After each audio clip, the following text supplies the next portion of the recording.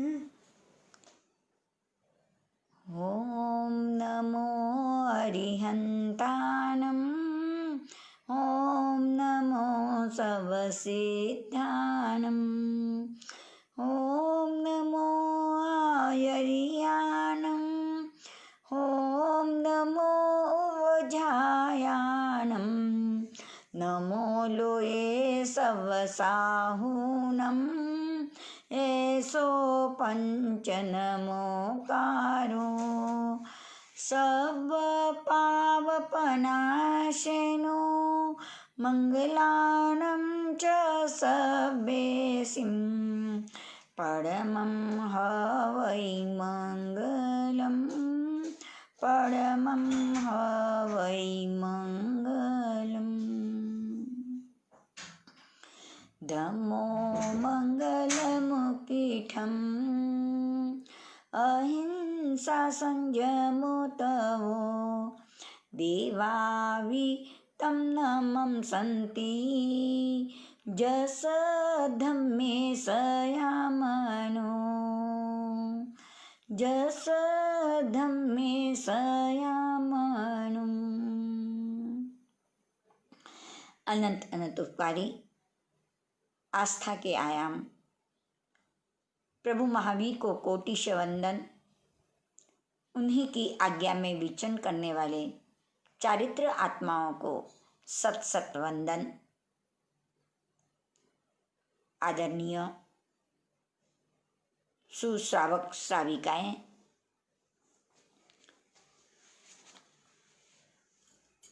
Lockdown की स्थिति में ज्ञान वृद्धि के लिए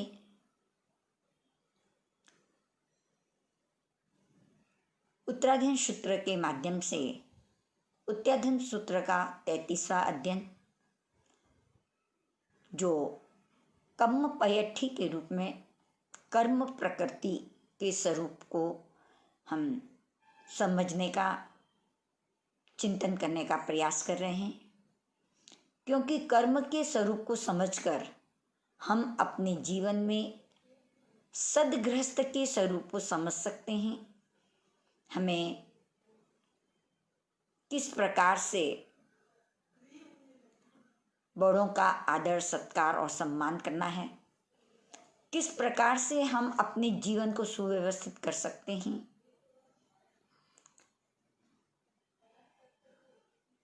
कसायों की मंदता कैसे होवे, जीवन में यत्नपूर्वक प्रवृत्ति कैसे करें, पुण्य का उपार्जन कैसे करें और समय के अनुसार, समय की अनुकूलता के अनुसार हम अपनी आत्मा की साधना कैसे करें, इन सब की चर्चा चलते हुए कर्म प्रकृति को लेकर के हम चल रहे हैं। ज्ञानावरणीय कर्म आत्मा के अनंत ज्ञान गुण को आवृत करने वाला, दर्शनावरणीय कर्म आत्मा के अनंत दर्शन गुण को आवृत करने वाला, वेदनीय अनंत सुख को आवृत करने वाला, मोहनीय आत्मा के छायिक सम्यक्त्व को विकृत करने वाला, विकार उत्पन्न करने वाला, आयुष्य कर्म अटल अवगाहना को रोकने वाला, नाम कर्म अमूर्तिक दशा को रोकने वाला। इस प्रकार से हम कर्मों की विशेष चर्चा कर रहे हैं। उसी रूप में जो सातवां कर्म है, ज्ञानावरणीय, दर्शनावरणीय, वेदनीय, मोहनीय, आयुष्य और नाम, हम नाम कर्म की चर्चा कर रहे थे। कल हमने तीर्थंकर नाम कर्म का उपार्जन कैसे करें उसकी चर्चा की, और उसके पहले नाम कर्म के बंध के कारण, नाम कर्म से बंध के कारण से क्या क्या उपलब्ध होता है, वो सारा शुभ नाम कर्म से, अशुभ नाम कर्म से, ये सारी चर्चा की। आज हम गोत्र कर्म की चर्चा करेंगे। उत्तराधीन सूत्र के 33वें अध्ययन के अंदर गोत्र कर्म के स्वरूप को बताते हुए एक गाथा है। गोयम कम्मम दुविहम उच्चम नियम च आह्यम उच्चम अठव्यम हुई एवं नियमपि आह्यम। गोयम कम्मम दुविहम उच्चम नियम च आह्यम उच्चम अठव्यम हुई एवं नियमपि आह्यम। यानी ये कर्म, ये गाथा पोस्ट की गई है, इसको ध्यान से करेंगे। गोत्र कर्म दुविहम दो प्रकार का है। उच्च नियम का आह्यम, उच्च गोत्र और नीच गोत्र का स्वरूप है। उच्चम अठव्यम हुई, उच्च गोत्र 8 प्रकार का होता है। एवं नियम पे आह्यम, और नीच गोत्र भी इसी प्रकार से 8 प्रकार का होता है। ये कर्म पैठी नाम के जो कर्म पैठी कर्म प्रकृति के स्वरूप में उत्यादन सूत्र के 33वें अध्ययन के अंदर गोत्र कर्म 2 प्रकार का, उच्च गोत्र और नीच गोत्र, दोनों के 8-8 प्रकार हैं, इस प्रकार से बताया है। गोत्र कर्म का स्वरूप हम पहले समझें। गोत्र कर्म आत्मा के अगुरु लघु गुण की घात करता है। गोत्र कर्म आत्मा के अगुरु लघु गुण की घात करता है, उसको आवृत करता है। अगुरु लघु का अर्थ होता है, गुरु का अर्थ भारी और लघु का अर्थ है हल्का। हमारी आत्मा गुरु यानी पत्थर के समान भारी भी नहीं है और हमारी आत्मा पतंग के समान हल्की भी नहीं है। हमारी जो आत्मा है वो पत्थर के जैसे भारी भी नहीं है और पतंग के समान हल्की भी नहीं है, क्योंकि हमारी आत्मा अरूपी है। अरूपी के अंदर स्पर्श नहीं होता, यानी न भारी होता है और न हल्का होता है। इसे हमारी आत्मा अगुरु लघु यानी न तो भारी है न हल्की है, इस गुण से युक्त है।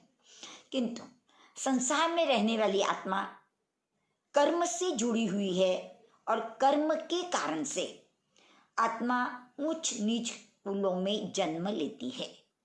उच्च कुल में जन्म लेती है, नीच कुल में जन्म लेती है, और उच्च नीच कुल से आत्मा भारी और हल्की बनती है। वह अपने सम स्थिति में स्थिर नहीं रह पाती।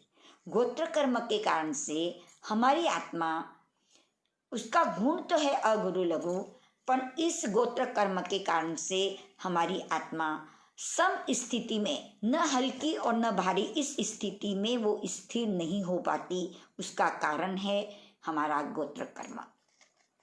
गोत्र कर्म सामान्यतः समाज और राष्ट्र की व्यवस्था के अनुसार बताया है, परंतु पहले इसको समझ लें फिर समझेंगे इसके बारे में। हमारे समाज में, हमारे राष्ट्र में जो मनुष्य हैं उनकी व्यवस्थाएं की गई हैं। 4 व्यवस्थाएं हैं: क्षत्रिय, वैश्य, ब्राह्मण और शूद्र। क्षत्रिय, वैश्य, ब्राह्मण और शूद्र, ये सिर्फ मानव जाति की एक व्यवस्था है। मानव जाति के एक ये व्यवस्था है कि जो व्यक्ति क्षत्रिय कुल में जन्मा है उसको क्षत्रिय कहा, वैश्य कुल में जन्म लेने वाले को वैश्य कहा, ब्राह्मण कुल में जन्म लेने वाले को ब्राह्मण कहा, और शूद्र में जन्म लेने वाले को शूद्र कहा। उनके सामाजिक व्यवस्था के लिए इनके विभाग किए गए हैं। क्षत्रिय कुल जो राजपूत हैं उनको युद्ध की व्यवस्था दी गई और उनको क्षत्रिय कहा गया।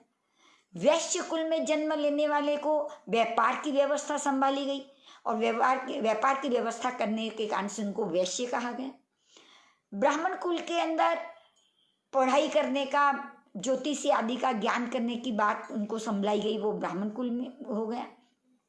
और सारी व्यवस्थाएं जो हमारे चांडाल आदि जाति में जो जन्म लेते हैं और हमारे राज्य की, हमारे गांव की, नगर की जो व्यवस्थाएं की जाती है उसको शूद्र कहा। तो इस प्रकार से क्षत्रिय, वैश्य, ब्राह्मण और शूद्र, इस जाति की अपेक्षा से क्षत्रिय और वैश्य को उच्च कुल में ले लिया और ब्राह्मण और शूद्र को नीच कुल में लिया, परंतु ऐसा नहीं है। ये एक व्यवस्था मूलक है। इस व्यवस्था के अनुसार व्यवहार पक्ष से ये सारी व्यवस्थाएं की गई है, परंतु जो हम उच्च गोत्र और नीच गोत्र की जो बात कर रहे हैं वो इस प्रकार से नहीं है। ये कर्म के अनुसार होता है, और ये हमने जो जातियां बताई वो हमारे व्यवस्थाओं के अनुसार बताई गई। सबका सब मनुष्य का महत्व है, चाहे वो सफाई का कार्य कर रहा है, चाहे जो ज्योतिषी का काम कर रहा है, चाहे व्यापार का काम करता है, चाहे अपने देश की रक्षा आदि का कार्य करता है, सब मानव है, खाली व्यवस्था के अनुसार ऐसा दिया है। तो वास्तव में ऐसा इस उच्च गोत्र और नीच गोत्र में नहीं है। और सामान्यतः हमारे जीवन में एक ऐसी भी व्यवस्था आती है कि जो पैसे वाले, बहुत धन संपत्ति आदि अधिक हैं, उनके घर में कोई जन्म लेता है तो कहते हैं बहुत ऊंचे कुल में जन्म लिया है, और जो गरीब है जिसके पास ये सारी व्यवस्था नहीं है उस घर में जन्म लेता है, उसको नीच कुल का कहा। परंतु वास्तव में इस गोत्र कर्म से ऐसा भी नहीं है। खाली धन मानव के यहाँ पे और उनके यहाँ पे जन्म लेने से ऐसा हो जाए, ऐसा नहीं है, क्योंकि ये सारी व्यवस्था होने पर भी अलग अलग कार्य करते हैं, तो उनसे उनके गोत्र भी अलग अलग बनते हैं। तो फिर उच्च गोत्र और नीच गोत्र का स्वरूप क्या है, पहले हम उसको समझ लें, फिर इसके साथ जोड़ेंगे। गोत्र कर्म का जो अर्थ बताया, हम पहले उच्च गोत्र की गोत्र कर्म का तो ये अर्थ बता दिया कि हमारे अगुरु लघु गुण को आवृत करता है, ये बात हो गई। अब उच्च गोत्र की बात बताते हैं, जिस परिवार के अंदर धर्म नीति की रक्षा के संबंध में लंबे समय से उस व्यवस्था के अंदर प्रसिद्धि प्राप्त होती है, यानी जिस उच्च गोत्र का अर्थ बताया कि जिस परिवार में, जिस कुल के अंदर धर्म नीति आदि की रक्षा संबंध लंबे समय से उस कुल में चलते हैं, यानी धर्म ध्यान का कार्य होता है, नीति का व्यवहार होता है, जिसको हम कहते हैं उच्च खानदानी परिवार के। इस खानदानी का परिवार का पैसे से महत्व नहीं है, उसका महत्व है जिसमें धर्म नीति की आदि की रक्षा होती है, अच्छे विचार वाले होते हैं, दूसरों को साता पहुंचाने वाले होते हैं, इस प्रकार की जहाँ व्यवस्था होती है, और वो एक पीढ़ी से नहीं, पीढ़ियों दर पीढ़ी यानी 7-7 पीढ़ियों से वो प्रसिद्धि प्राप्त होती है, उस कुल को उच्च गोत्र का उदय है ऐसा माना जाता है। और जिस कुल के अंदर सत्य, अहिंसा, कुलीनता, शिष्टाचार, विवेक, विनय, बड़ों के प्रति आदर, मान, सम्मान, ये सारी चीज़ें जहाँ पे होती है, यानी विवेक पूर्वक प्रवृत्ति होती है, हिंसा की अधिक प्रवृत्तियाँ नहीं करता, सम्यक पूर्वक समझ करके सारी वृत्तियाँ ऐसी होती है, ये सत्य कैसे जीवन जीते हैं, व्यापार में न्याय नीति चलती है, जीवन में शिष्टाचार है, ऐसे स्वरूप जिस परिवार के अंदर है, बड़ों का आदर है, मान है, सम्मान है, ऐसा जो परिवार है वो उच्च गोत्र का उदय से ऐसा परिवार मिला है, ये गोत्र कर्म करते हैं। और नीच गोत्र के अंदर जिस कुल के अंदर अधर्म अनीति का संबंध लंबे समय से चलता है, जिन परिवारों के अंदर अधर्म, हिंसा की प्रवृत्तियाँ, मारकूट की प्रवृत्तियाँ, इस प्रकार की स्थिति चलती है, जहाँ पे हिंसा की विशेष महत्ता दी जाती है, असत्य को विशेष महत्व दिया जाता है, जिस परिवारों के अंदर अकुलीनता है और शिष्टाचार बराबर नहीं होता, ऐसे परिवार वाले जो होते हैं वो नीच गोत्र का उदय है ऐसा माना जाता है। यानी उच्च विचारों को उच्च गोत्र से जोड़ो और नीचे विचारों को नीच गोत्र से जोड़ो, किंतु धन पैसा आदि का महत्व इन गोत्र कर्म से नहीं है। जिस प्रकार से इस गोत्र कर्म को कुंभार का प्रतीक माना गया, जैसे कुंभार मिट्टी से बर्तन बनाता है, कई बर्तन छोटे बनाता है, कई बर्तन बड़े बनाता है, कई बर्तन ऐसे बनाता है जिस बर्तन के अंदर कभी उस बर्तन के अंदर अमृत भरा जाता है, और कई बर्तन ऐसा होता है जिसके अंदर शराब भरी जाती है, कई बर्तन घी भरने के काम आते हैं। हाँ, पहले जमाने में मिट्टी के बर्तनों में ही घी रखा जाता था, तो कई बर्तन घी भरने के काम आता है, कई बर्तन पानी भरने के काम आते हैं, कई बर्तन मिट्टी के कलश रूप में होते हैं, पूजनीय और वंदनीय हो जाते हैं, और कई कलशों में शराब आदि भरी जाती है। तो कुंभकार मिट्टी के जो बर्तन बना रहा है वो बर्तन कोई छोटे बड़े होते हैं, उसमें कहाँ अमृत भरा जा रहा है, कहाँ शराब भरा जा रहा है, कहाँ पूजनीय होता है, कहाँ निंदनीय होता है, इस प्रकार की जो स्थिति बनती है, उसी प्रकार से हमारा जीवन भी एक घड़े के रूप में ही है। हमारा जीवन, हमारा ये शरीर भी एक मिट्टी के घड़े के रूप में ही बना हुआ है। और ये मिट्टी के घड़े के रूप में बना हुआ अ, अ, अच्छी व्यवस्था, उच्च आचार, उच्च विचार जहाँ पे होते हैं वो उच्च गोत्र का बन जाता है। और जहाँ पे निंदनीय आचार और विचार होते हैं वह नीच गोत्र का बन जाता है। क्योंकि गोत्र कर्म उच्चता और हीनता, विशिष्टता और हीनता के रूप में विशेषण रूप से दिया जाता है, क्योंकि गोत्र कर्म बदलता ही रहता है। गोत्र कर्म का जो स्वरूप है वो बदलता हुआ है। गोत्र कर्म का विशिष्टता और हीनता से, इस विशेषण से जुड़ा हुआ है। और इस विशेषण से जुड़ा हुआ होने के कारण से ये शुभ कार्य करे तो उच्च गोत्र का हो जाता है, और नीच कार्य करे तो नीच गोत्र वाला बन जाता है। जैसे हमारे यहाँ पे आगमों में कई उदाहरण प्राप्त होते हैं। आप सुलस करके, जिसका नाम पुण्य श्रावक के नाम से जाना जाता है, किंतु वो सुलस कहाँ जन्म लिया? काल शोकरी कसाई के यहाँ पे जन्म लिया। और काल शोकरी कसाई के यहाँ पे काम यही था कि रोज के 500 पाड़े मारे जाए। अब जन्म तो हुआ कहाँ पे? नीच कुल के अंदर। और रोज 500 पाड़े मारने की बात। और काल शोकरी कसाई के बाद पुण्य श्रावक को, जो सुलस था, उस सुलस को कसाई की पदवी दी जाने वाली थी। किंतु उस सुलस का सैनिक राजा के पुत्र अभय कुमार और मंत्री भी था, उनके साथ जुड़ाव हो गया। सुलस का अभय कुमार के साथ मित्रता हो गई। और मित्रता होने पर अभय कुमार ने जो धर्म का स्वरूप उनके सामने रखा, जो व्यवस्था है उसके सामने रखी, और सुलस को समझ में आ गया कि वास्तव में जो अहिंसा है, सभी जीव सुख चाहते हैं, किसी को दुख नहीं देना, ये बात जब समझ में आ गई तो उस सुलस ने इस हिंसा की प्रवृत्ति को छोड़ दिया। परिवार के अंदर काल शोकरी कसाई आदि रोज चिंतन करते थे कि ये ऐसा क्या करता है, इसको किसी जीव को मारने के लिए कहो तो नहीं मारता है, इस प्रकार की व्यवस्था।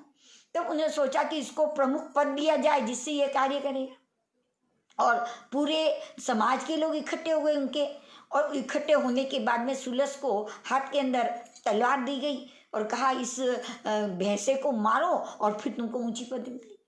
वह कहने लगा कि मैं इस प्रकार का कार्य नहीं कर सकता, सब जीना चाहते, मैं ऐसा कार्य नहीं करता। जब जबरदस्ती की गई तो उसने भैंसे के सामने अपना हाथ रखा और भैंसे के गले पे नहीं, अपने हाथ पर वार कर दिया। इस प्रकार से वार कर दिया तो सब वहां के देखते रह गए कि ये कैसे, ऐसे नहीं करा। बहुत समझाया और उसके बाद में इसने बिल्कुल इनकार कर दिया कि मैं ऐसा कार्य नहीं कर सकता। अब जन्मा था काल शोकरी कसाई के अंदर, पर अभय कुमार का संपर्क होने से उस सुलस ने अपने ये सारी हिंसा की प्रवृत्ति का त्याग कर लेता है और वहाँ चला जाता है। और फिर धर्म और को स्वरूप को स्वीकार करता है, और धर्म के स्वरूप को समझ करके वो श्रावक व्रत को धारण कर लेता है। और फिर वो पुण्य श्रावक शुद्ध सामायिक के रूप में अपने आप को उच्च कुल को और ले जाता है। जन्मा तो था नीच कुल के अंदर, किंतु आचार और विचार इतने सम्यक बने, धर्म के स्वरूप को समझ करके उस आत्मा ने अपने विशेष कार्य से, इसको ही विशेषण कहते हैं। और विशेषण का अर्थ है बदलता रहना। अच्छे कार्य करते हैं तो अच्छे विशेषण लगते हैं, और बुरे कार्य करते हैं तो बुरे विशेषण लगते हैं। जैसे व्यक्ति दान देता है तो दानवीर के विशेषण से पहचाना जाता है, और वह व्यक्ति अगर शराब पीने लग जाए तो शराबी के विशेषण से करा जाता है। तो ये विशेषण तो बदलता ही रहता है। अब उसके नीच कुल का जो जन्म था और नीच आचार, गलत आचार करते थे, उससे वो नीच कुल का जाना जाता था। किंतु अब उसके जीवन के अंदर ऊंचे धर्म का स्वरूप समझ के, सामायिक का नहीं, 1,59,000 श्रावकों के अंदर जब सामायिक के स्वरूप की बात आती तो भगवान महावीर स्वयं पुण्य श्रावक की बात कहते हैं। और वो धीरे धीरे पुण्य श्रावक के रूप में हो गया, क्योंकि रुई की पुनी से धागा बना करके अपने जीवन को जीता था। उसकी सामायिक इतनी कि भगवान भी उसकी प्रशंसा करते थे। जहाँ एक जीव की भी विराधना नहीं करता था, इस प्रकार से अपने जीवन को जीता था, तो कहाँ नीचे कुल के अंदर जन्मा और हो गया। पर उस समय उसे नीच गोत्र का उदय था, किंतु जब उसने अपने विशेष कार्यों से, विशेष महत्व से, अपनी धर्म के स्वरूप को समझ करके उसे उच्च गोत्र में परिवर्तन कर दिया। इसका अर्थ नीच गोत्र का उच्च गोत्र में संक्रमण होता है। कहते हैं 48 मिनट 8 मुहूर्त तक लगभग अच्छे विचार, अच्छे आचार हो तो हमारे नीच गोत्र के का स्वरूप भी उच्च गोत्र में परिवर्तन हो जाता है। हमारे यहाँ पे रोहिण्या चोर का भी वर्णन आता है, जो चोरियां करता था और ऐसी चोरियां करता था कि पूरे को अदृश्य बना लेता था और सारी चीज़ों को लेकर के अपने चोरियों से जीवन चलाता था। किंतु जब ऐसी चोरियां करने वाला भी, जब उसके पिता अंतिम समय में उसको कह के गए कि तुम ये कार्य जरूर करना, किंतु भगवान महावीर की जिन वाणी को नहीं सुनना है, और इस बात को उसने समझ लिया कि मैं भगवान महावीर की वाणी को नहीं सुनूंगा, और चोरी का काम तो बहुत ज़्यादा करता था। एक बार चोरी करने के लिए जा रहा था और प्रभु महावीर भी वहाँ पे पधारे हुए थे, और सारे राज्य के, गांव के लोग प्रवचन सुनने के लिए जाते, सब प्रवचन सुनने के लिए गए। और उसने विचार किया आज गांव के अंदर कोई नहीं है और मैं चोरी, राज्य के अंदर चोरी करने के लिए जाऊंगा। और राज्य के अंदर चोरी करने के लिए जब वहां से निकला और रास्ते के अंदर एक कांटा चुभ गया और कांटा ऐसे नहीं निकल पाया, तो बैठ करके जब कांटा निकालने लगा तो कानों के अंदर दोनों अंगुलियां डाली हुई थी, क्योंकि उनके पिता की जो अंतिम बात थी कि प्रभु महावीर की वाणी को नहीं सुनना है। अब वो कान में अंगुली डाल करके चल रहा था, पैर के अंदर कांटा चुभ गया और फिर उसको बैठ करके वो कांटा निकालता है। और जब कांटा निकाल रहा है उस समय के अंदर उस भगवान की 4 शब्दों से सुनाई दी, भगवान की देशना सुनाई दी। देवता के पैर नीचे नहीं रहते, देवताओं के शरीर से पसीना नहीं आता, देवताओं के फूल की माला नहीं कुमलाती, इस प्रकार की वाणी को सुना। और फिर उसके बाद में वो चोरी करने के लिए जाता है और सारी चोरी होने के बाद जब निकलता है तो अभय कुमार इसको पकड़ लेता है सेठ के रूप में, और सारी ऐसी घटना होती है। उसके बाद में उसे समझ में आ जाता है कि मैं जो ये काम करता हूँ वो निंदनीय कार्य है, और फिर उस चोरी का कार्य छोड़ करके प्रभु महावीर के पास दीक्षित होकर के साधु बन के उच्च पद को प्राप्त करता है और सिद्धि को भी प्राप्त कर लेता है। यानी जन्मा तो कहाँ था, किंतु अपने गोत्र को अपनी विशेषताओं से बदला जा सकता है। इस प्रकार का रोहिण्या चोर का दृष्टांत आता है। इसी प्रकार से हरिकेशी मुनि का दृष्टांत आता है। हरिकेशी मुनि भी चांडाल कुल के अंदर जन्मे थे। हाँ, ये घटना कितनी बार हमने सुनी है और बताई भी गई है। चांडाल कुल के अंदर जन्मे थे, क्रोधी स्वभाव थे, काले कलूटे थे। किंतु जब ये बात समझ में आ गई कि अपने ही कसायों से हम दुखी होते हैं और कसाय अगर बंद हो जाए तो सुखी हो जाते हैं, जब ये बात समझ में आ गई तब उन्होंने इन सारी प्रवृत्ति को छोड़ करके साधु जीवन के अंदर उच्च कुल को प्राप्त किया। इस प्रकार से नीचे गोत्र को भी उच्च गोत्र में बदल सकते हैं, और उच्च गोत्र में जन्म लेने वाले भी नीच गोत्र में, जैसे हमारे सेठ साहूकारों के घर में जन्म लेने वाले भी अब गलत शराब जुआ आदि कर लेते हैं, तो वे अपने उच्च गोत्र का उदय लेकर के आए थे पर उच्च गोत्र के उदय को नीच गोत्र के अंदर परिवर्तन कर देते हैं। तो इस प्रकार ये गोत्र कर्म है, एक विशेषता से जुड़ा है। अगर विशेषता विशेष हो, विशेषण हो, तो विशेषता से उच्च गोत्र में चला जाता है, और उस विशेषण के अंदर हीनता छिपी हुई है तो वो नीच गोत्र वाला बन जाता है। तो इस प्रकार से ये गोत्र कर्म हमें उच्च गोत्र और नीच गोत्र के अंदर ले जाता है। तो हमारे जैन दर्शन के अंदर जो गोत्र कर्म का स्वरूप बताया वो कुल और जाति से नहीं है, किंतु कुल और जाति का ये अभिमान आदि करने से ये होता है, पर ये कुल और जाति में जन्म लेने मात्र से नहीं, कुल में जन्म लेने वाले, जाति ज्ञान में जन्म लेने वाले भी अपनी विशेषता से उसको उच्च गोत्र में बदल सकते हैं। इसीलिए हमारे यहाँ पे जाति का महत्व नहीं है। उत्तराधीश सूत्र के 12वें अध्ययन जो हरिकेशीय मुनि का जो वर्णन चलता है उसमें जो 37वीं गाथा है वहाँ पे स्पष्ट बताया है, सखम खु दिशई तवो विशेषो न दिशई जाई विशेष कोई। सखम खु दिशई तवो विशेषो न दिशई जाई विशेष कोई।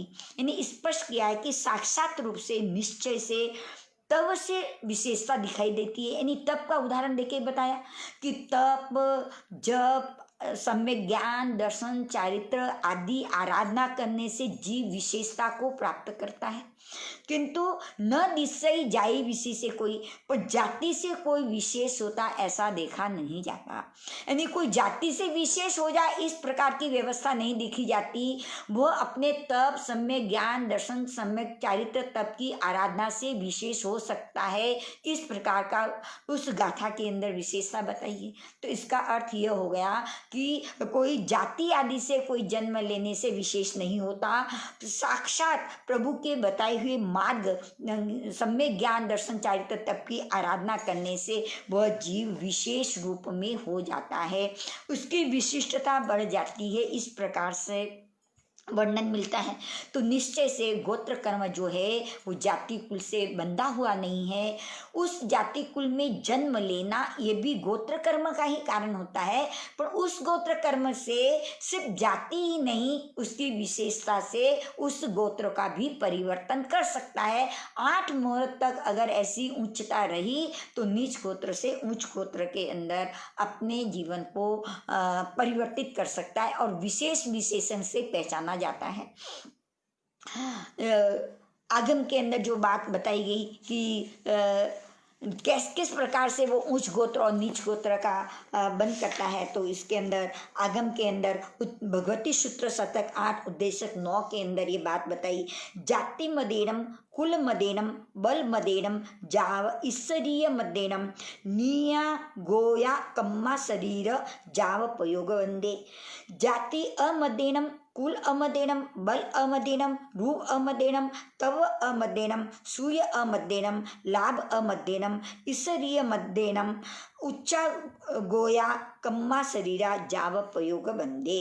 यानी भगवती सूत्र के अंदर स्पष्ट किया है, जाति मद से, कुल मद से, बल मद से, लाभ मद से, श्रुत मद से, तप मद से, ऐश्वर्य मद से जीव नीच गोत्र का प्रयोग बंद करता है और जाति, कुल, बल, रूप, तप, श्रुत, लाभ और ऐश्वर्य इसका मद न करने से जीव उच्च गोत्र के प्रयोग का बंद करता है। यानी गोत्र कर्म के जो बंद बताए, तो उच्च गोत्र और नीच गोत्र, जाति, कुल, बल, रूप, तप, श्रुत, लाभ और ऐश्वर्य, इन 8 का मद करे तो जीव नीच कुल में जन्म लेता है और इसका मद न करे तो जीव उच्च कुल में रहता है। यानी दोनों चीजें बता दी, इनका मद करे तो नीच कुल का बंद होता है और मद नहीं करे तो उच्च कुल का बंद होता है।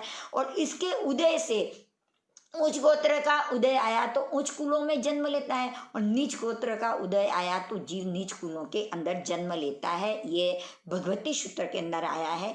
और हमारे यहाँ पे भी तत्वार्थ सूत्र के अंदर भी छठे अध्ययन के 24वीं और 25वीं गाथा के अंदर बताया है, परात्म निंदा प्रशंसे सद सद गुण छादनोद भावने च निश्चैर गोत्रस्य तद विपर्यो निश्चय वृत्ति नूत सेको चोतरस्य। यहाँ पे भी ये बात बताइए कि उच्च गोत्र का बंद कैसे होता है और नीच गोत्र का कैसे बंद होता है। तो के पहली बात बताई परात्म निंदा पर से, पर दूसरों की निंदा करना और अपने गुणों की प्रशंसा करना, ये कौन कर सकता है? जो अभिमानी व्यक्ति है, जो अहंकारी व्यक्ति है। अहंकारी व्यक्ति हमेशा दूसरों की तो निंदा करता है और अपनी क्या करता है? प्रशंसा करता है। दूसरों के विद्यमान गुण, दूसरों के जो गुण दिखाई देते हैं उनको तो ढकता है और अपने गुण जो नहीं है उन गुणों को प्रकाशित करता है। दूसरों के गुणों को तो ढकता है और अपने गुणों को जो नहीं दिखाई दे रहे हैं, अपने में वो गुण नहीं है, उनको प्रकटीकरण करता है। दूसरों के सामने जो प्रकट ऐसा करता है, गुण न होने पर भी, वैसी योग्यता न होने पर भी मैं इस योग्य हूँ, इस प्रकार का प्रकटीकरण करता है, तो वो नीच गोत्र का बंद करता है। और दूसरों की अपनी स्वयं की निंदा करता है, दूसरों के गुणों की प्रशंसा करता है। गुण न दिखाई देने, दोष और गुण दोनों दिखाई देने पर दोष को छोड़ता है और उनके गुणों को प्रकटीकरण करता है। इस प्रकार का प्रयास करता है तो वह उच्च गोत्र का बंद करता है। उच्च गोत्र के बंद के लिए और भी कई उपाय यहाँ पे बताए हैं। यानी हमेशा पठन पाठन में जो अनुराग रखता है, माता पिता के गुणों की प्रशंसा करता है, माता पिता के प्रति भक्ति रखता है और उसके ऊपर विशेष उनकी प्रशंसा करता है तो उच्च गोत्र का बन करता है। और जो व्यक्ति दोष दृष्टि देखता है, जाति आदि का जो मद करता है, पढ़ने पढ़ाने वाले से घृणा करता है, पढ़ाई से घृणा करता है और माता पिता की आदि भक्ति नहीं करता, उनके भी अवगुणों को निकालता रहता है, इस प्रकार की प्रवृत्ति करता है, तो वो जीव नीच गोत्र का बंध करता है। यानी उच्च गोत्र के अंदर अहंकार न करना और नीच गोत्र के अंदर अभिमानी व्यक्ति हमेशा दूसरों की निंदा करेगा, स्वयं की प्रशंसा करेगा। जो अभिमानी व्यक्ति होगा वह दूसरों के गुणों को सामने होते हुए भी उसकी प्रशंसा नहीं करेगा, उसकी प्रमोद भावना नहीं करेगा और स्वयं के अंदर जो गुण नहीं है उनको प्रकट करने की कोशिश करेगा। योग्यता नहीं है फिर भी कहेगा मैंने ऐसा किया है, मैंने ऐसा किया। ये अहंकारी के गुण है, इसलिए ये अहंकारी के लक्षण है। ये अहंकारी जीव नीच गोत्र का बन करता है। और जो स्वयं की निंदा करता है, अपने अवगुणों को देखता है, बार बार अपने अवगुणों को ढूंढता है और दूसरों के गुणों की प्रशंसा करता है, दूसरों की थोड़ी सी भी अच्छाई को प्रमोद भावना से उनके गुणों की बार बार प्रशंसा करता है और अपने गुणों को कार्य जरूर करता है पर गुणों को प्रकट नहीं होने देता। इस प्रकार के जो विचार है वे नीची वृत्ति वाले होते हैं, नहीं बहुत नम्रता वाले के होते हैं, अहंकार रहित के भावों वाले के होते हैं। वे हमेशा उच्च गोत्र का बंध करते हैं। तो इस प्रकार से उच्च और नीच गोत्र का बंध, तो हमारे यहाँ पे जाति कुल जाति का मद हरिकेशी मुनि ने अपने पूर्व भव के अंदर अपनी जाति का विशेष मद किया था और जाति का मद करने से इस भव के अंदर नीचा कुल मिला, यानी चांडाल जाति के अंदर जन्म लेना पड़ा। पर वहां पर उन्होंने वापस उस नीच गोत्र को उच्च गोत्र में बदल दिया, परंतु हुआ ऐसा ही कि अपने जाति का अहंकार करने से जीव को अगले भव के अंदर नीची कुल के अंदर जो कुल निंदनीय होता है, जिस कुल के अंदर अधर्म की अनीति के कार्य लंबे समय तक चलते हैं, यानी जो गंदगी के साफ करने वाले, जो बुच्चड़ जो होते हैं, जो हिंसा की प्रवृत्ति आदि करते हैं, उनके कुल के अंदर जन्म लेना, वो उच्च कुल के अंदर थे और उसका अहंकार किया तो नीचे कुल में जहाँ अधर्म की स्थिति होती है वहां पर जन्म लेने के लिए पड़ा। तो जाति का मद किया था हरिकेशी मुनि ने, जो पूर्व भव के अंदर किया था, और इस कुल के अंदर ने नीचे कुल में जन्म लेना पड़ा, किंतु विशेषता के कारण, अपने विशेषण के कारण से उन्होंने उसको उच्च गोत्र के अंदर परिवर्तन कर दिया और वंदनीय और पूजनीय बन गए। कुल का मद किया था मरीचि कुमार ने, भगवान महावीर के जीव ने, जो मरीचि कुमार बने थे, जिस समय पहले तीर्थंकर ऋषभदेव भगवान के पौत्र बने थे मरीचि कुमार। और मरीचि कुमार ने जब भगवान ऋषभदेव ने भरत चक्रवर्ती से ये बात बताई थी कि तुम्हारा जो पुत्र मरीचि कुमार है वो इसी 24 के अंदर अंतिम तीर्थंकर भगवान महावीर के रूप में बनेगा। तो ये बात सुन करके जब भरत चक्रवर्ती आए और मरीचि कुमार को जो वंदन करने लगे, जिन्होंने दीक्षा तो ली थी भगवान के पास, पर उसको दीक्षा का पूर्ण रूप से पालन न कर पाने के कारण से त्रिदंडी बने थे, और त्रिदंडी होने के कारण से ऑरेंज वस्त्र का धारण करते थे, पैरों में खड़ाऊ पहनते थे और बाल उस्त्री आदि से लेते थे और किसी के घर आहार करने के लिए जाते थे। इस प्रकार से वे त्रिदंडी कहलाते थे। भरत चक्रवर्ती जाके उनको वंदन करने लगे, तब कहने लगे कि पिताश्री मुझे क्यों वंदन करते हो, मैं तो त्रिदंडी बना हुआ हूँ, वंदन आदिनाथ भगवान ऋषभदेव भगवान को करो। तब कहते हैं मैं तुम्हें वंदन नहीं करता, तुम इसी 24 के अंदर अंतिम तीर्थंकर बनोगे, इसलिए मैं तुम्हें भाव निक्षेप की, द्रव्य निक्षेप की अपेक्षा से मैं तुम्हें वंदन कर रहा हूँ। तो उस द्रव्य निक्षेप से वंदन का अर्थ होता है जो भूतकाल में हो चुके हैं या भविष्य काल में होने वाले हैं, उनको वंदन किया जाता है। तो इस प्रकार से उन्होंने द्रव्य निक्षेप से उनको वंदन किया। उस समय मरीचि कुमार को यह ज्ञात हो गया कि मैं 24वां तीर्थंकर बनूंगा, और उसमें अहंकार आ गया और और अहंकार से उन्होंने मेरे पिता पहले तीर्थंकर, मेरे दादा पहले तीर्थंकर, मेरे पिता पहले चक्रवर्ती और मैं अंतिम तीर्थंकर बनूंगा, उस अहंकार को लेकर के इतने नाचे और उस समय में नीच गोत्र का बंद कर दिया। जो वहाँ से लेकर के 24वें तीर्थंकर यानी भगवान महावीर तक उन्हें ब्राह्मण कुल के अंदर बार बार जन्म लेना पड़ा।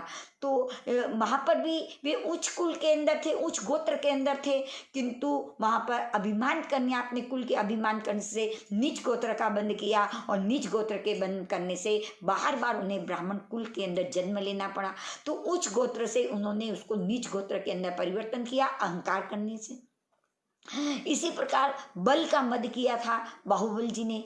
पूर्व भव के अंदर बाहुबल जी को अनंत शक्ति धनी थे और दूसरों की शक्ति को देख करके उस पर हीनता भाव लाते थे, कहते थे कुछ नहीं कर सकते, तुम्हारे में कोई ताकत नहीं है। इस प्रकार की हीनता करने से उन्होंने नीच गोत्र का बंद कर लिया। जन्मे तो फिर ऊंच गोत्र के अंदर, पर जब नीच गोत्र का उदय आया तब बाहुबल जी अपनी शक्ति में सामर्थ्य होने पर भी, वंदन करने का सामर्थ्य होने पर भी वंदन नहीं करके, अपने इतनी शक्ति होते हुए, इतना सामर्थ्य होते हुए भी 12 महीने तक अपने अहंकार को लेकर के खड़े रहे और उस अहंकार से उस समय में उन्हें नीच गोत्र का उदय हुआ। अपनी शक्ति का सही उपयोग नहीं कर पाए, ये बल के अहंकार करने से प्राप्त हुआ। इसी प्रकार रूप का, सनत कुमार चक्रवर्ती का रूप अति सुंदर था। देवलोक के अंदर भी सत्येंद्र महाराजा भी इनकी प्रशंसा करते थे और 2 देव इनके रूप को देखने के लिए आए और दोनों देव ब्राह्मण का रूप लेकर के आए।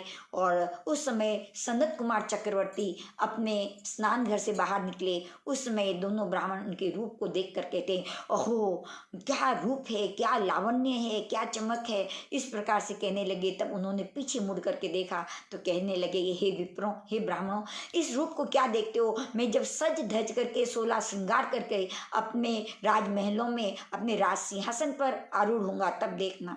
ठीक है, वे दोनों ब्राह्मण चले गए। फिर अब देखो अहम आ गया और अहम के कारण से अपनी साज सजा कर रहे हैं, बहुत ही अच्छे तरह से श्रृंगार कर रहे हैं। अब वास्तविकता के रूप में नहीं, अहंकार के रूप में साज श्रृंगार हो रहा है और उस अहंकार से सज्जित होकर के अपने राजमहलों के अंदर राज सिंहासन पर आरूढ़ होते हैं। उस समय दोनों ब्राह्मण पुनः आते हैं किंतु कुछ नहीं कहते। थोड़ी देर देखने के बाद जब विप्र कुछ नहीं कहते, वे ब्राह्मण कुछ नहीं कहते, तब राजा स्वयं प्रश्न करता है कि क्या तो आपने मेरे रूप को नहीं देखा? तो आपके रूप को देखा पर वो रूप के अंदर सुंदरता नहीं रही, आपके शरीर के अंदर सारे कीड़े पड़ गए। कहने लगा ऐसे कैसे हो सकता है? उसी समय वो थूकदानी मंगाई और उसमें थूका तो उसमें कीड़े कुलबुलने लगे। तो ये हो गया पूरे शरीर के अंदर, जो शरीर का अहंकार कर रहे थे, तो इसी भाव के अंदर, उसी समय के अंदर जब शरीर के अहंकार, शरीर के प्रति जो अहंकार की भावना हुई, उस अहंकार से, उस रूप के अहंकार से उन्हें वापस उस रूप से च्युत हो गए और ऐसा रूप मिला, ऐसा रूप परिवर्तन हो गया कि पूरे शरीर के अंदर कीड़े पड़ गए। तो इस प्रकार से जो उच्च रूप के अंदर था, उस रूप का अहंकार करने पर जो उच्च गोत्र के अंदर ऐसा शरीर मिला था, वह नीच रूप के अंदर परिवर्तित हो गया। और तप का अहंकार ये इसी भाव के अंदर हुआ।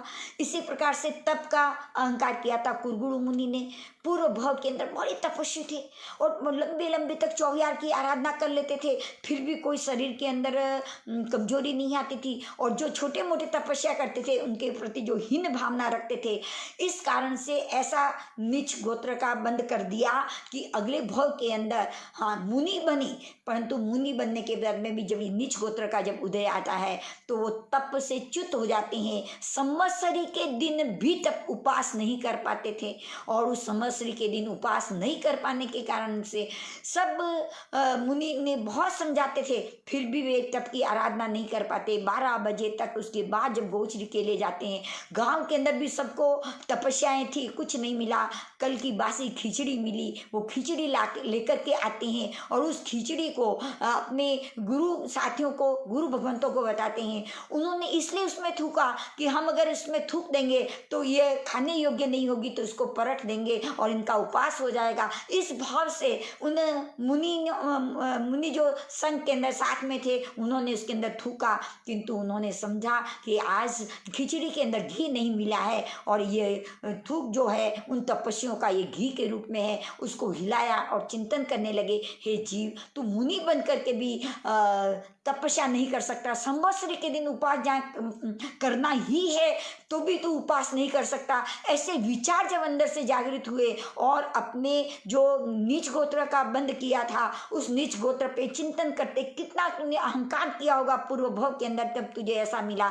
और अपने भावों को चेंज करते करते वैसी भावना कर्म से चलते चलते नीच गोत्र का संक्रमण हो गया उच्च गोत्र के अंदर, और वे मुनि अपनी साधना करते करते केवल ज्ञान में खिचड़ी उस आहार को ग्रहण करते करते उच्च गोत्र का बंद करके केवल ज्ञान केवल दर्शन को प्राप्त कर लेते हैं। इस प्रकार से नीच गोत्र के उदय से ऐसी स्थिति बनती है, तप का अहंकार करने से तप कर नहीं पाते, किंतु वापस उसको उच्च गोत्र में भी परिवर्तन किया जा सकता है। इसलिए कहते हैं कि 8 मुहूर्त तक ऐसी स्थिति ऊंची बने रहे तो हमारे नीच गोत्र का जो उदय चल रहा है वो उच्च गोत्र में संक्रमित हो जाता है। तो तप की अहंकार किया था कुरगुरु मुनि ने, जो संवत्सरी का भी तप नहीं कर पाए, पर उन्होंने अपने सामर्थ्य, यानी सामर्थ्य तो था पर अहंकार करने से वो सामर्थ्य दब चुका था। अब उन्होंने वापस उसको जगाया, जागृत किया और उच्च गोत्र के अंदर उसको परिवर्तन किया। और ज्ञान का अहंकार किया था स्थूलीभद्र जी ने, जो स्थूलीभद्र जी भद्रबाहु स्वामी के पास जो 14 पूर्वधर थे, उन आचार्य भगवंत के पास जाके अपना ज्ञान सीख रहे थे।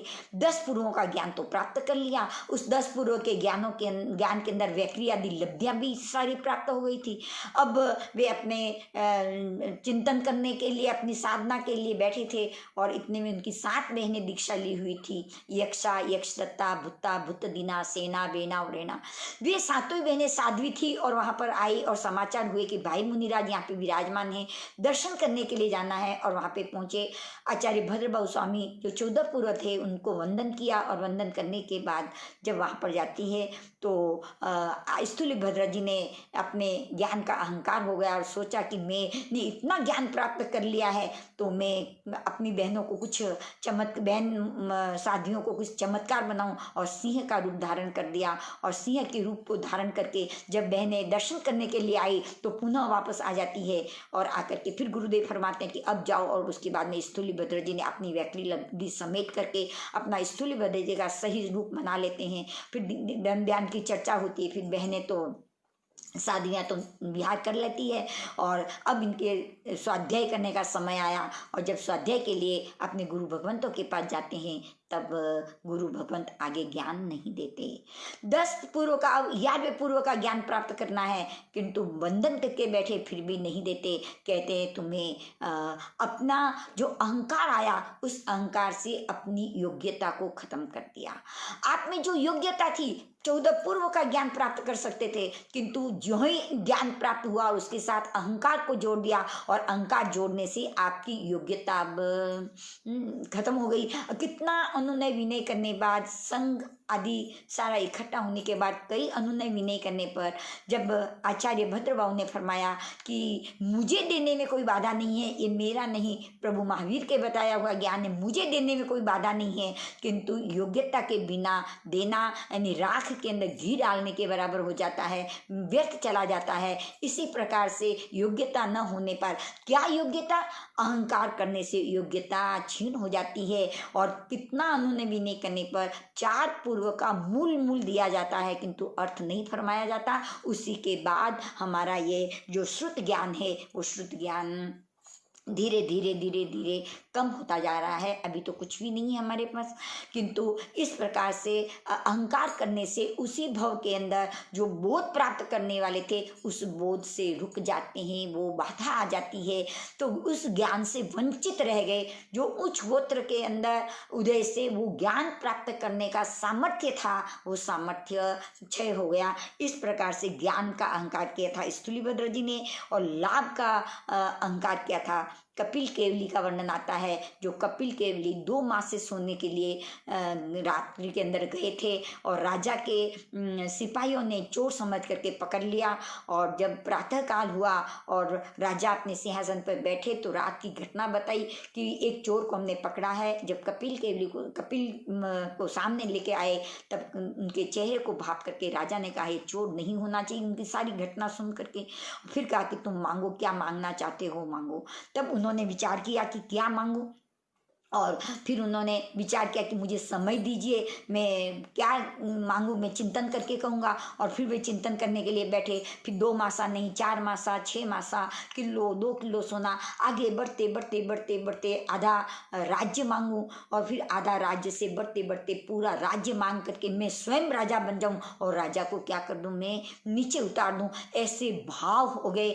जो 2 मासा सोने के लिए गए थे और 2 मासा सोने के नहीं मिला, चोर के रूप में पकड़े गए और राजा ने उन्हें कहा कि तुम जो मांगो वो मैं देने के लिए तैयार हूँ। उस समय के विचार से, उस लाभ की प्रवृत्ति से लोभ की प्रवृत्ति, जहाँ जहाँ लाहो तहाँ तहाँ लोहो, इस प्रकार से लाभ की प्रवृत्ति से लोभ की प्रवृत्ति बनी। और लोभ की प्रवृत्ति यानी ऊंचे विचार थे, सिर्फ 2 मासा से जीवन चलाने वाले थे, पर लाभ की प्रवृत्ति से लोभ की प्रवृत्ति, उन्हें लोभ हमें आत्मा को पतन कर देता है। इस प्रकार से राजा को नीचे उतार करके स्वयं राजा बनने के विचार करता है। ये नीच गोत्र के अंदर परिवर्तित हो गया, किंतु पुनः वे तो जागृत हो गए और जागृत होकर के पुनः राज्य, आधा राज्य चाहिए, ऐसे करते करते करते करते 2 मासा सोना भी नहीं चाहिए और पुनः उन्होंने संपूर्ण का त्याग करके वंदनीय और पूजनीय बन गए।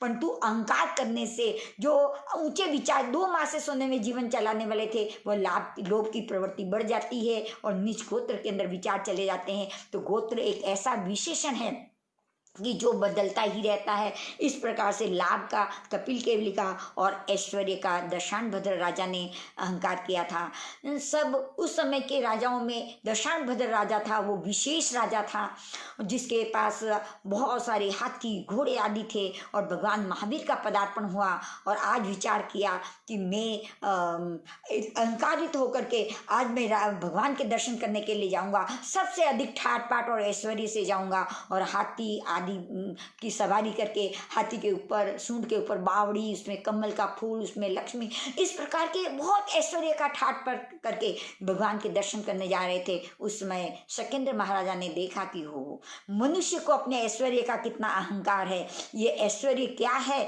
इससे देवताओं का ऐश्वर्य कितना है। इस पर विचार करके देवता ने अपना ऐसा ही राजा का रूप बनाया और इससे भी अधिक ऐश्वर्य का ठाट पाट लेकर के आगे आगे चलने लगे और देखा कि ओह, मैं जिस ऐश्वर्य से अहंकार करता हूँ इससे भी अधिक किसी के पास है, इतना ठाट पाट, उससे भी विशेष उनके पास ऐश्वर्य है। ऐसा देख करके जो अहंकार था वो ऐश्वर्य का, देव का ऐश्वर्य को देख करके, उस देवता ने जो राजा का रूप बनाया था उन राजा के ऐश्वर्य को देख करके उनका अहंकार चूर चूर हो गया। और उसमें विचार आया कि वास्तव में ये अहंकार क्या काम का, मेरे से भी अधिक है इसके पास। और फिर वो भगवान के समशरण में पहुंचते हैं, देव भी पहुंचता है और दशानभद्र राजा भी पहुंचते हैं और भगवान की वाणी को सुन करके उन्होंने उस ऐश्वर्य का त्याग करके फिर नीच गोत्र से उच्च गोत्र के अंदर अपने आप को विशेषता के अंदर बदल दिया, त्याग करके मुनि बन गए। और देवता ये सारी चीज का त्याग नहीं कर सकते हैं। और जब शकेंद्र महाराजा जाने लगे तो उन मुनि को भी उन्होंने वंदन किया। तो अहंकार से जो जाता है उस अहंकार से नीच गोत्र के अंदर परिवर्तित हो गया और फिर भगवान के पास दीक्षित होकर के उच्च गोत्र के अंदर बदल गए। तो इस प्रकार से ऐश्वर्य से दशानभद्र राजा भी उसी भव के अंदर, उसी समय के अंदर अपने स्वरूप को बदल दिया। तो इस प्रकार से अहंकार करने से, भूतकाल में किया हो या वर्तमान के अंदर हो रहा हो, अहंकार करने से उन चीज़ों की हमें प्राप्ति नहीं होती। और वो चीज़ें जब हमें प्राप्त नहीं होती, कहते हैं कि मानव कितना ही अहंकार क्यों नहीं करे, परंतु अंधेरे में छाया, बुढ़ापे में काया और अंत समय में ये माया किसी को साथ नहीं देती है। यानी अंधकार के अंदर छाया, बुढ़ापे में ये काया और अंतिम समय के अंदर अंदर माया, ये हमारे किसी का साथ नहीं देती है, इसीलिए हमें अहंकार नहीं करना चाहिए। तो आगम के अंदर ये जो बात आती है उसके अंदर ये बात बताई गई कि गोत्र कर्म दो प्रकार का, जो हमने आगम के अंदर बातों से सुना था, वो गोत्र कर्म दो प्रकार का, उच्च गोत्र और नीच गोत्र। उच्च गोत्र के भी 8 भेद बताए और नीच गोत्र के भी 8 भेद बताए। अच्छा, उत्कृष्ट विशेष जाति, कुल, बल, रूप, तप, श्रुत और लाभ और ऐश्वर्य मिलता है, वो उच्च गोत्र से मिलता है। और इसका मद करे तो नीच गोत्र का बंद करती है। और नीच गोत्र के भी 8 भेद बताए, जाति, कुल, बल, रूप, तप, श्रुत, लाभ और ऐश्वर्य। ये प्राप्त भी नहीं होता है नीच गोत्र के उदय से, ऐसे में जन्म लेना पड़ता है। और इसका अहंकार न करे तो जीव पुनः उच्च गोत्र के अंदर जन्म लेता है। और यही 8 बोल और ये 8 नीच गोत्र के 16 बोल, इन 16 कारणों से जीव कर्मों को बांधता है। उच्च गोत्र इन पे अहंकार करने से बांधता है और नीच गोत्र उच्च गोत्र अहंकार न करने से बांधता है और नीच गोत्र अहंकार करने से बांधता है। और इसका उदय जब आता है तो हमको नीच आदि जाति, कुल आदि प्राप्त होते हैं। तो उच्च गोत्र का अगर विशेष रूप से प्राप्त करना है तो उच्च गोत्र का जब उदय आता है तो जीव को मातृ पक्ष अच्छा मिलता है, यानी माता क्या जाति, माता के जो ननिहाल पक्ष जो हमारा है वो मातृ पक्ष कहलाता है, वो निष्कलंक मिलता है, यानी बहुत अच्छा मिलता है। और कुल अच्छा मिलना यानी प्रतिष्ठित पितृ पक्ष मिलता है। उच्च कुल का उदय आता है तो प्रतिष्ठित पितृ पक्ष मिलता है। और सबल शरीर मिलता है, सौंदर्य युक्त ये शरीर मिलता है, सबल शरीर मिलता है। उच्च साधना एवं तप करने की शक्ति प्राप्त होती है। तीव्र बुद्धि एवं संपत्ति पर अपना अधिकार होता है। लाभ एवं विविध उपलब्धियां होती है, अधिकार होता है, स्वामित्व मिलता है और ऐश्वर्य मिलता है। यानी उच्च कुल के उदय से जीव को निष्कलंक मातृपक्ष मिलता है, प्रतिष्ठित पितृपक्ष मिलता है, शरीर के अंदर सबलता और सौंदर्य युक्त मिलता है, शरीर के अंदर उच्च साधना और तप करने की शक्ति विशेष मिलती है, तीव्र बुद्धि मिलती है और संपत्ति पर अपना अधिकार होता है, लाभ और विविध प्रकार की उपलब्धियां होती है, अधिकार मिलता है, स्वामित्व मिलता है और ऐश्वर्य की प्राप्ति होती है। और नीच कुल का अगर उदय आ जाए तो कलंक युक्त मात्र पक्ष मिलता है, पितृ पक्ष भी कलंकित होता है, शरीर निर्बल बनता है, कुरूपता होती है, उच्च साधना तप आदि नहीं कर सकता, बुद्धि तीव्र नहीं होती है, जल्दी से ज्ञान प्राप्त नहीं करता, अपनी संपत्ति पे अपना अधिकार नहीं होता, लाभ नहीं मिलता, जब चाहिए कोई देने वाला हो तो भी लाभ की प्राप्ति जल्दी से नहीं होती, और अधिकार नहीं मिलता, अपना स्वामित्व और ऐश्वर्य की प्राप्ति नहीं होती। इससे समझ में आता है कि जीव को नीच कुल के वजह से नीच कुल की प्राप्ति होती है। तो इस प्रकार से हमने गोत्र कुल को, गोत्र कर्म को विशेष रूप से विशेषण के रूप में समझना, इसको जाति कुल आदि में जन्म लेना ये विशेषता ऐसा मानना है। तो ऐसे कुलों में ऐसे शरीर निर्बल आदि चीजें हमको वहां पर मिलती है, किंतु इसको एक ही जन्म के अंदर नीच गोत्र को उच्च गोत्र में बदला जा सकता है और उच्च गोत्र को नीच गोत्र में बदला जा सकता है। तो ये गोत्र कर्म जो है एक विशेषण है और इस विशेषण से हम अपने आप के गोत्र को बदल सकते हैं। अब हम ये चिंतन करें कि हमारे में किसकी कमी है, तप की, बल की, रूप की, सौंदर्य की, शुद्ध ज्ञान की, ऐश्वर्य की क्या कमी है। अब उसको हम नीचे गोत्र का उदय है इसलिए हमको ये नहीं हो रहा है, हम इसको उच्च गोत्र के अंदर बदलें। यह ऐश्वर्य, ये सामर्थ्य हमारे में है। जैसे उस मटकी के अंदर अमृत भरा हुआ है उसको भी निकाल करके शराब भरी जा सकती है, और जिस मटकी के अंदर शराब भरी है उसको निकाल करके अमृत भरा जा सकता है।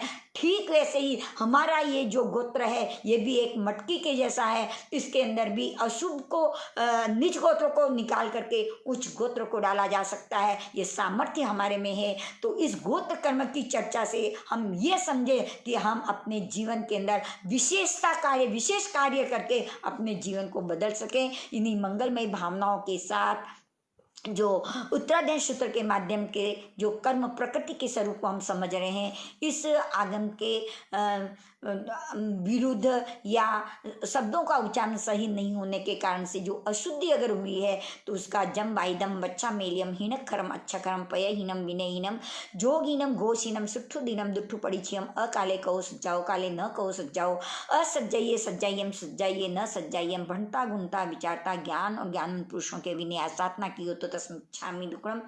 और इस क्लास के अंदर जो भाग ले रहे हैं वे सब बहुत बहुत धन्यवाद धन्यवाद धन्यवाद के पात्र हैं। और आगे से आगे इसकी चर्चा करें, कोई प्रश्न हो तो कमेंट बॉक्स के अंदर अवश्य डालें और हम अपने गोत्र को बदलने का प्रयास करें इसी मंगलमय भावनाओं के साथ। गुरुदेव की आज्ञा से, बड़े भाई बहनों की आज्ञा से, चत्तारी मंगलम अरिहंता मंगलम सिद्धा मंगलम साहु मंगलम केवली प्रणेतो धम्मो मंगलम। चत्तारी लघुतमा अरिहंता लघुतमा सिद्धा लघुतमा साहु लघुतमा केवली प्रणेतो धम्मो लघुतमो। चत्तारी शरणम पवज्जामि अरिहंते शरणम पवज्जामि सिद्धे शरणम पवज्जामि साहु शरणम पवज्जामि केवली प्रणेतम धम्मम शरणम पवज्जामि। चार शरणा दुखरना और न शरणा कोई, जो भव्य प्राणी आदरे तो अक्षय अमर पद होय। हम अपने गोत्र को बदलने का, नीच गोत्र से उच्च गोत्र की ओर रूप में, तप में, बल में, ज्ञान में कहाँ हम बाधक बन रहे हैं उसको अवश्य बदलने का प्रयास करें। यही हमें शिक्षा ग्रहण करनी है। इन्हीं मंगल भावनाओं के साथ सबको बारंबार जय जिनेन्द्र जय जिनेन्द्र जय जिनेन्द्र।